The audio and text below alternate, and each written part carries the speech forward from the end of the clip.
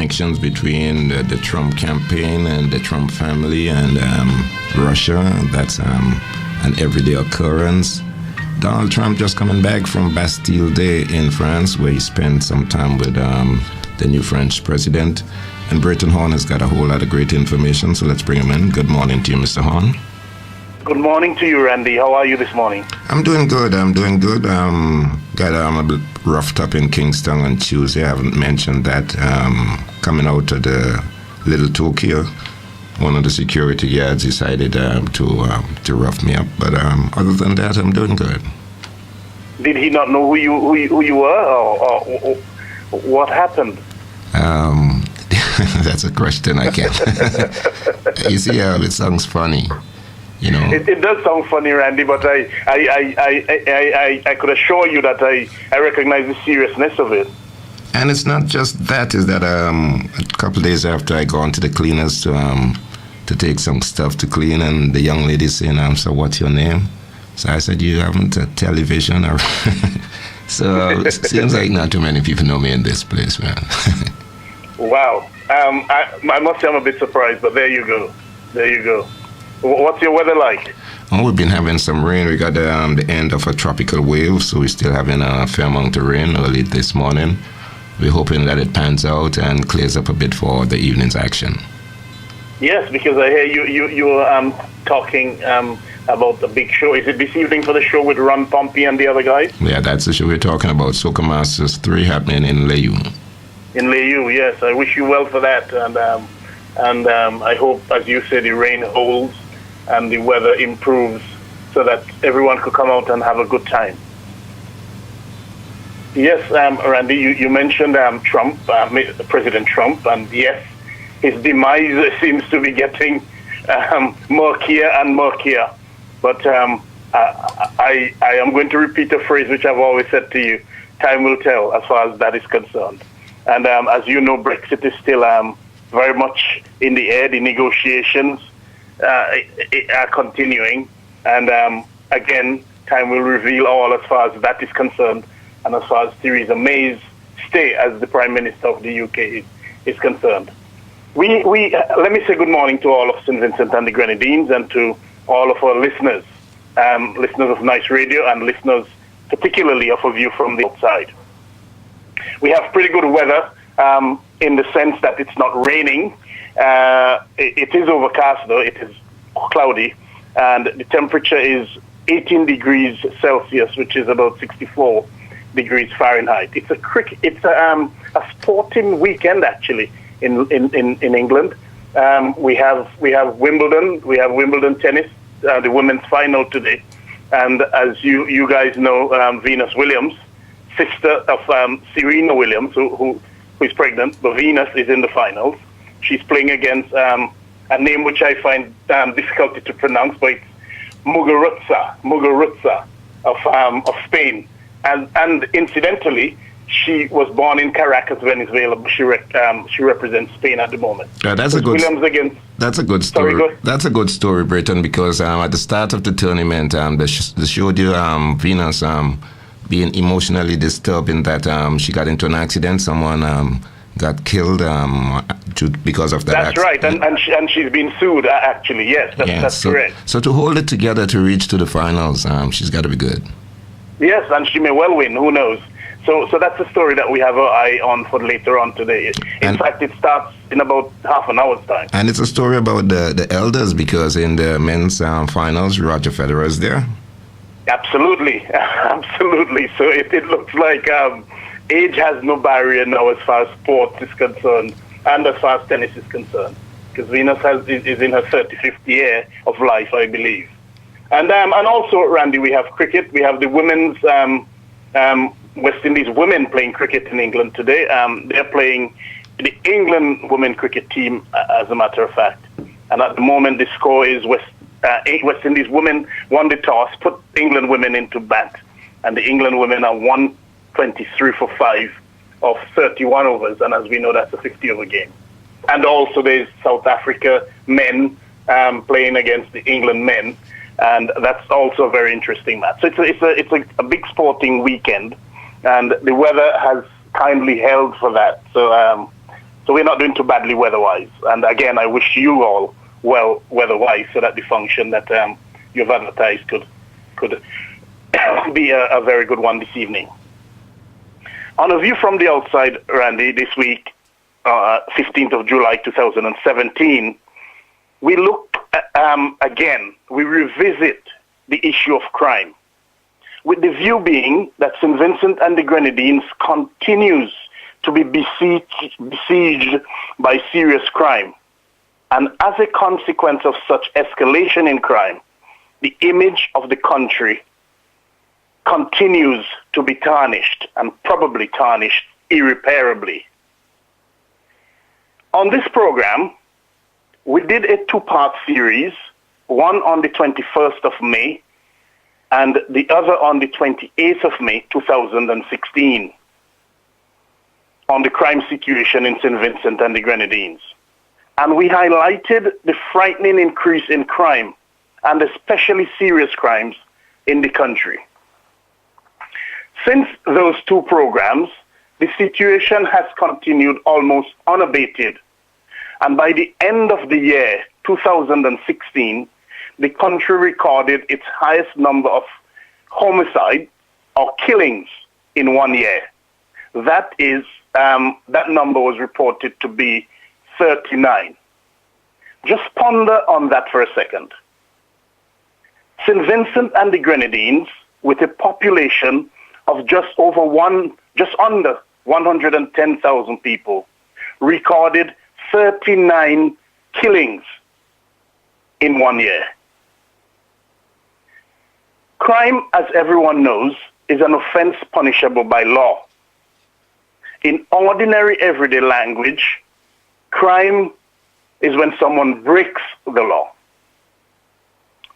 And to give a dictionary definition, the Collins Dictionary tells us that crime is an illegal action or activity for which a person can be punished by law. The recent spate of killings over the last week has more than anything else prompted a revisit to this topic of crime. It has been reported that there were 5 killings within the last week. And those 5 bring the number for the year 2017 to 18. 18 killings for the year 2017, and we are only in the middle of July. A view from the outside takes a moment here and now to extend deepest condolences to all of the families of the bereaved and wish them well as they try to find closure as far as the deaths of their relatives are concerned. Yes, the killings continue to increase, and so too are other crimes in the country. It must not be lost on the Vincentian people and the wider world that the current administration in the country has been there since 2001, since the year 2001. It must not be forgotten either that one of their campaign and manifesto promises that helped to propel them into government was to be tough on crime and the causes of crime. That tough on crime and the causes of crime is a tagline which they borrowed, some say stole, from the then Tony Blair UK Labour Party. Yes, so they promised to be tough on crime and the causes of crime. Yet, crime continues to skyrocket unabated. The question is asked, what programs have they introduced to show that they are tough on crime and the causes of crime? There is much talk of pan against crime.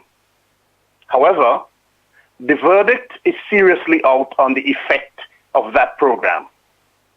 In fact, without trying to draw any correlation between the two, there appears to be an increase rather than a decrease in serious crimes since its introduction. Where are the employment opportunities to ensure that young people are gainfully employed and gainfully occupied? Where are the vibrant and active community and sporting organizations to keep young people in particular gainfully occupied? Have the regime ever identified what the causes of crime are? Well, it has been said that the complete opposite of being tough on crime is a practice of the current regime. They have been known to facilitate the early release of criminals, including drug dealers and rapists. They have been known to take a softer stance on those who committed crimes and even crimes against the state.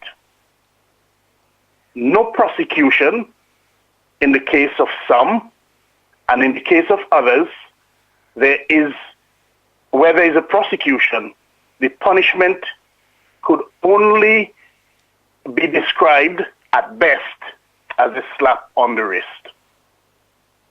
That practice has prompted many to say, and some who are very close to the regime to say, that justice has two faces in St. Vincent and the Grenadines. So because of all that, it is widely believed that tough on crime and the causes of crime were and continue to be mere words without any true meaning or purpose.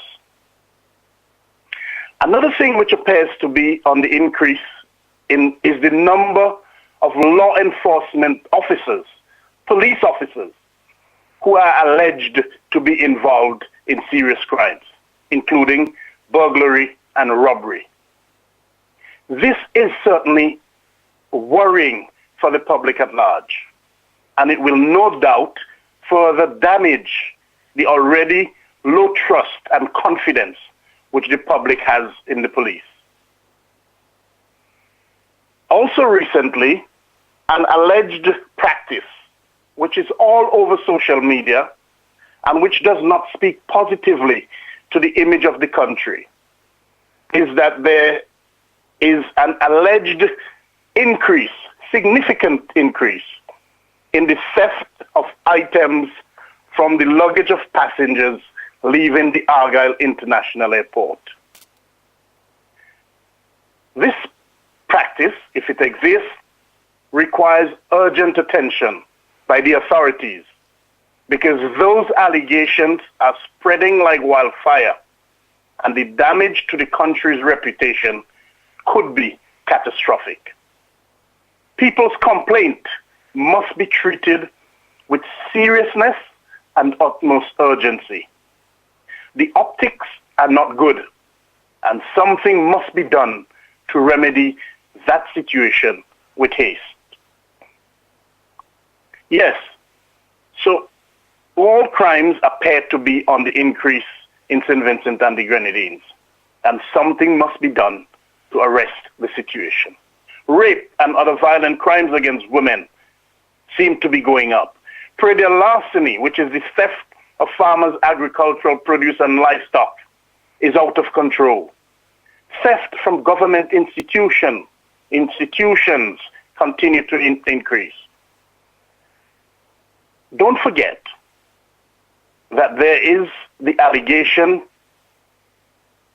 of the elections in December 2009 being stolen, and that the regime is pulling out every tactic possible to stall the process and to try to prevent the abundance of evidence from being revealed in court. So the view is that all crimes of all sort, are blighting the country. Such view, no doubt, will hurt St. Vincent and the Grenadines. especially with St. Vincent's main focus for the economy being tourism. Do not sit back and point to any other country where you think the crime rate is higher to justify the high crime rate which is out of control in St. Vincent and the Grenadines. Find solutions and find them now. Otherwise, the chasm becomes wider and deeper, and the damage could be irreparable. Let there be no justification, such as St. Vincent is not unique, or show me a country in the world where there's no crime. Let there be no more taglines or hollow phrases. Citizens at home and abroad, visitors and well-wishers alike, need to hear and know that St. Vincent and the Grenadines is a safe place. Make it a safe place. Those who hold the reins of power in the country need to understand their functions, and they need to carry them out. They need to be mindful of the words of former British Prime Minister Lord Milburn, who once remarked, "The whole duty of government is to prevent crime." Let us hope that those who hold the reins of power carry out that duty and carry it out in a meaningful and forceful way. Until next week, Randy, this is Brayton Horn with a view from the outside. Reminding our listeners to send their feedback to aviewfromtheoutside@hotmail.com. That's aviewfromtheoutside@hotmail.com. Randy, let's hope that the weather holds and you have a very good, fruitful, enjoyable Saturday. Have a brilliant weekend and have a fruitful week ahead. Love you, All the thank best you. to you. Thank you, man. Thank you. And you and the family enjoy the weekend. Thank you.